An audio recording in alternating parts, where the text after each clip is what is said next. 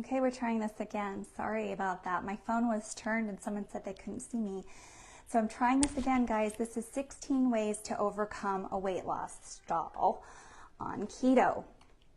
And number one, before we even start actually, I want to remind you that as women, and especially women over 40, it's hard to lose weight because of our hormones.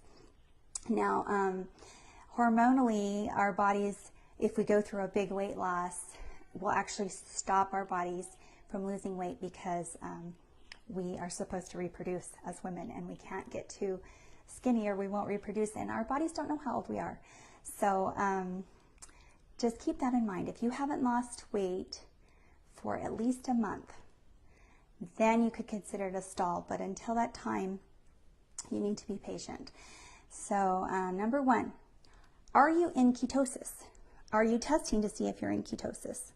You can test through urine strips, but they're not very accurate. Usually only the first couple weeks of being on the keto diet are the urine strips accurate. After that, our bodies metabolize to how many ketones are in our body, and so that urine test won't be accurate. Blood tests are more accurate, so if you do that, you want to be between 1 and 3 millimolars. It's hard to say. But you can also just test how you feel. Do you have a lot of energy? Are you able to go long periods of time without eating?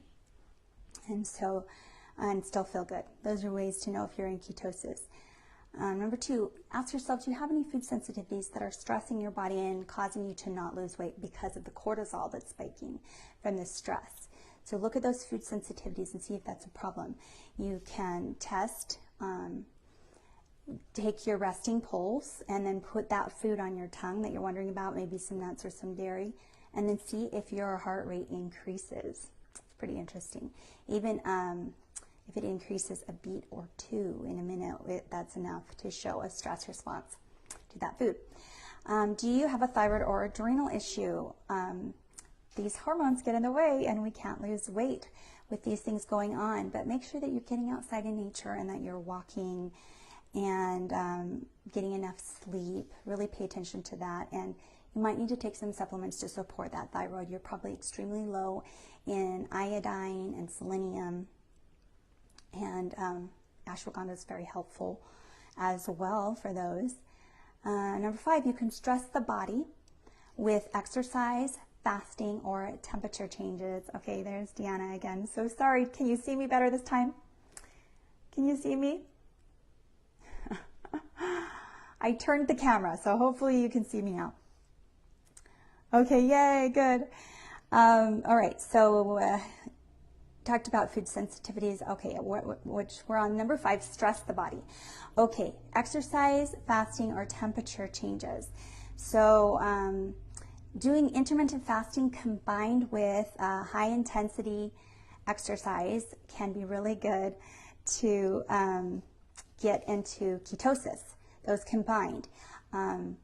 Also, temperature changes now. If you take in a shower, turn it to cold the last 30 to 60 seconds of your shower, and it's so painful.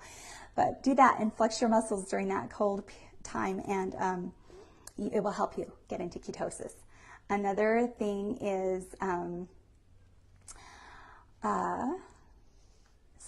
Saunas might be good for temperature changes too. So you've probably heard of people running and jumping in cold lakes. It actually helps them get into ketosis. So if you have a cold lake nearby, you can do that. But that sounds excruciating to me. Another thing is to consume enough high nutrient foods. So are you getting enough vegetables? Are you eating high quality meats? Number 7 is consuming enough calories. You want to feel satiated when you eat. And some people, they think, okay, I'm going to lose weight, and maybe there's something in their mind that's saying, I need to restrict my eating, but really you've got to make sure you get enough calories, or your body says, oh no, she's depriving me, I better hold on to this weight. So make sure you're getting enough to eat and that you're feeling really nice and satisfied when you're eating your food. Another thing is chronic stress. A lot of us are going through such hard times in our lives, and when we're under those pressure and that stress from that situation, we will not lose weight. So we really have to regulate our stress. Number 9 is the types of fats that we're eating. Are you eating lots of fried things? Are you still eating bad vegetable oils? Or are you eating eggs and avocado and coconut oil? Really having lots of those good fats. Number 10 is carb cycling or protein cycling. So what you can do if you're stalled is eat the normal amount of carbs for keto one day and then go really low the next. So maybe 20 to 25 net grams of carbs one day and then drop it really low the next day and go back and forth. Or you can do that with protein, where you're eating normal amounts of protein one day and the next day you drop down to half of that amount of protein and go back and forth. So those are some ways to kind of shake the body up and say, okay, we're not going to stay the same, so get ready for this, and you kind of mix things up with your metabolism. Number 11 is, have you been insulin resistant for a really long time? If you have, then be patient and allow your body to change and get used to this new way of eating, because it's not going to happen overnight, especially if you've been insulin resistant for years.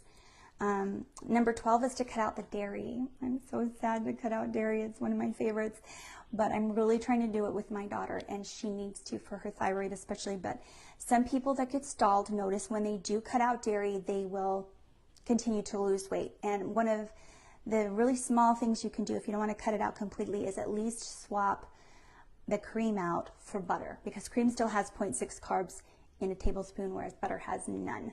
So that could be an easy thing just to try. 13 is concentrating on inches instead of on your scale. So if you are concentrating on the scale, it's going to be so depressing, especially if you get on it every day or multiple times a day. You don't see it go down and you just want to cry. But don't do that to yourself, especially as women. Maybe just weigh once a week, but take your measurements and then track that, because your body will be changing even if the scale doesn't, and your composition will get better and better. So another thing to do is to track those macros, because the carbs do creep in. And I know the longer you go and you really learn what to eat and what not to eat, then those carbs can kind of creep back in and it can throw us off and stall our weight. So if you go back to tracking, that's going to help a lot, because things do creep in. Number 15 is too many sweeteners. It makes me sad. I love to make desserts and keto things, and it makes me feel like I'm not deprived. But if you go overboard on sweeteners, that still spikes your insulin. Just the sweet taste on your mouth can spike your insulin, and it's so frustrating. They've studied it, and they've actually found out that even thinking about sweet foods spikes your insulin. So it's just not fair. So stay away from maltitol and sorbitol especially, because those, no redeeming value to those. They just, they raise your blood sugar and spike your insulin, and even though they're not sugar, and even though they're considered more natural. So stay away from those. And then the very last one is something I have never tried myself, and I'm just throwing it out there in case you've tried everything else and you're ready to do this, is to try the carnivore diet.